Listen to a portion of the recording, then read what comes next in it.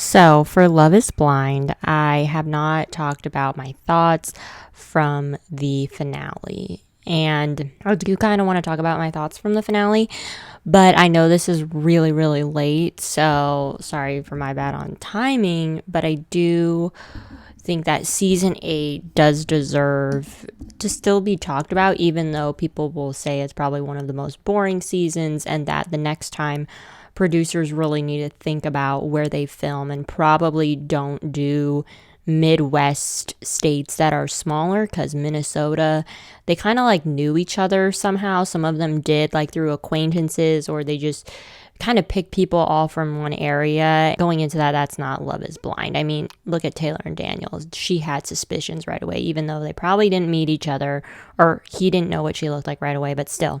So, this reunion wasn't just he said, she said drama, I feel like. It was about conversations that couples actually have to have.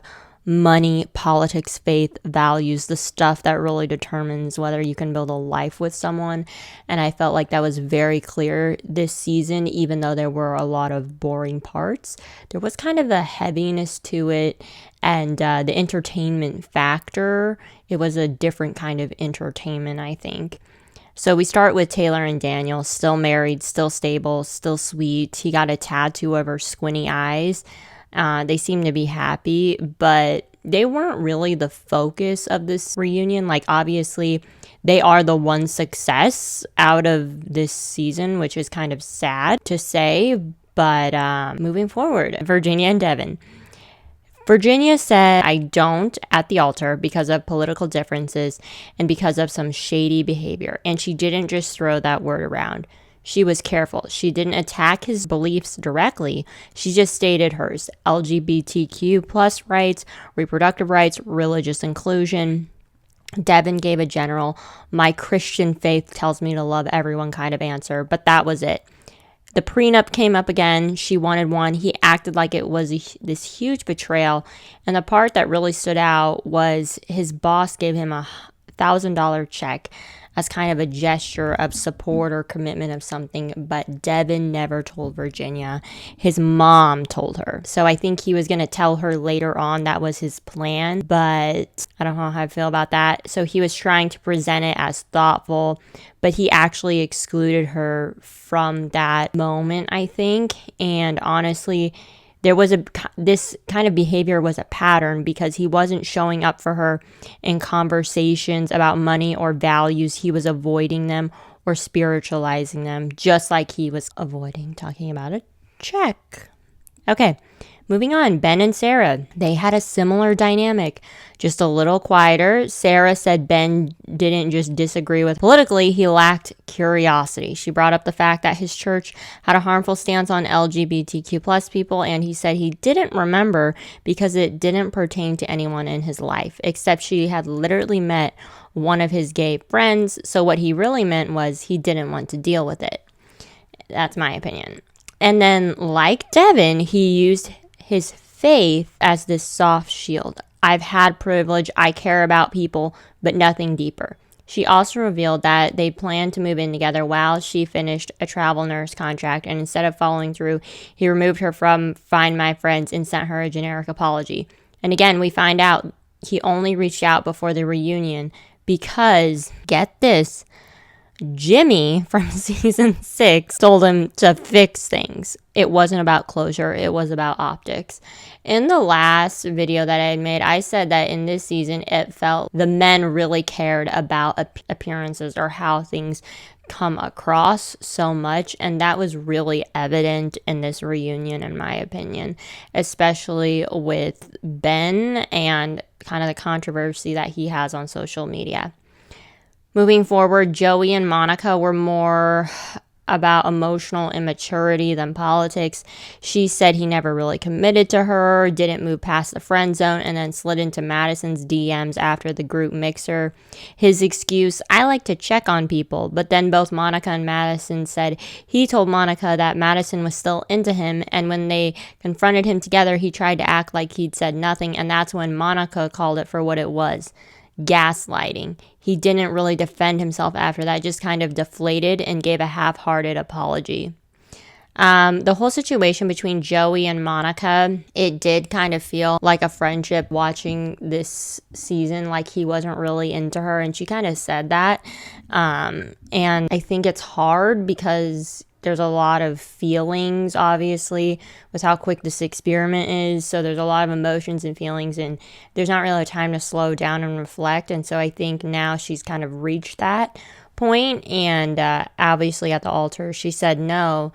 So, but now looking back, she's able to kind of reflect on that. And then there was more drama afterwards that actually happened, got even more revealed after the reunion, where it's like Joey is with Sarah, or they're hooking up, or they're in a relationship now.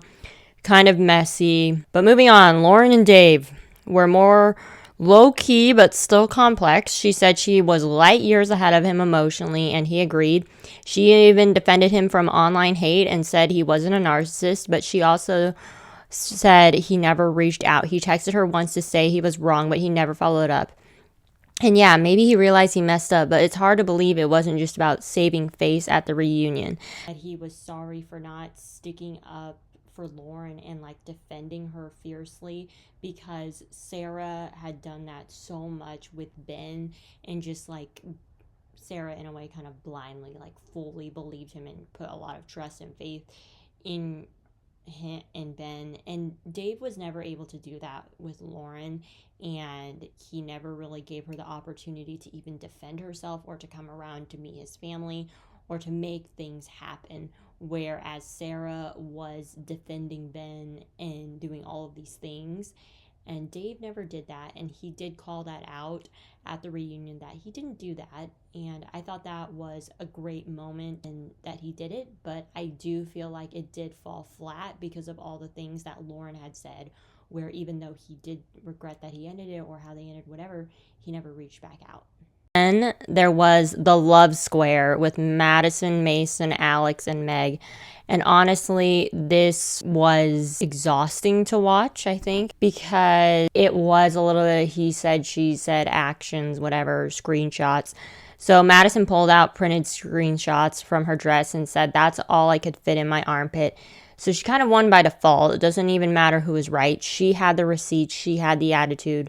And I think the room was on her side in a sense. I think after the reunion, people were like, no, we're not on her side. She's annoying. But I think I don't even want to give them attention because there were some problematic things with one of those people. And so I don't even want to give this love square that much attention, because while it was kind of dramatic, it fell flat for me. And I think that Meg, and I'm not saying you need to be a girl's girl. Obviously, this experiment and experience is like their experience. It's what they take away from it, obviously. And she felt like she didn't get it because of this whole thing with Madison and Mason and whatever.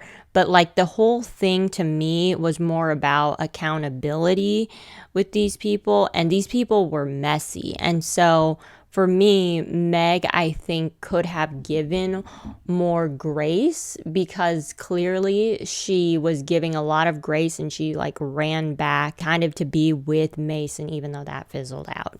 Okay, let's go to the 5-year anniversary moment. They gave us the top 5 Love is Blind moments countdown. We got a music video from Alex Warren, Inside the Pods. They had 2 NFL players announcing that season 9 is headed to Denver. And we found that AD from season 6 and Ollie from Love is Blind UK are engaged, and they are now showing up on Perfect Match season 3. And that was interesting. They kind of spoiled Perfect Match in a sense. Great cross promotion, I guess. And I do want to say the top 5 moments for that. I did love that the number 1 moment was Jessica saying like the EpiPen, that whole quote. That was great. And then the music video from Alex Warren. Like, I like him as an artist. Like, I think he's not bad. But watching that and then dance and try to whatever, it was kind of awkward and weird to me. So the biggest takeaway from this reunion is that to me, so it showed that love isn't just about connection or chemistry. It's about whether someone is willing to have hard conversations with you, not just in theory, but in practice. Because when people use religion or love to avoid being specific, to avoid naming what they believe, to avoid showing up, it's not love. Whether they're using religion, whatever, it's not love. It's deflection. And for a season that got criticized for being too dramatic or messy, I think it did reflect something really real.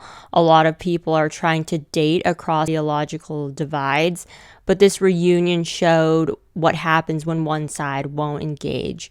So yes, love is blind in the pods, but it isn't blind to politics, to all of those other factors that make up a person. And this season proved that more than ever before. And I think, in a sense, it did mirror a bit of the political climate. And whether you think Sarah is wishy-washy and, shady, or you think someone else is too, like Virginia, you can't deny that it does resemble some of the theological beliefs and divides that people are dating across and encountering in the dating world.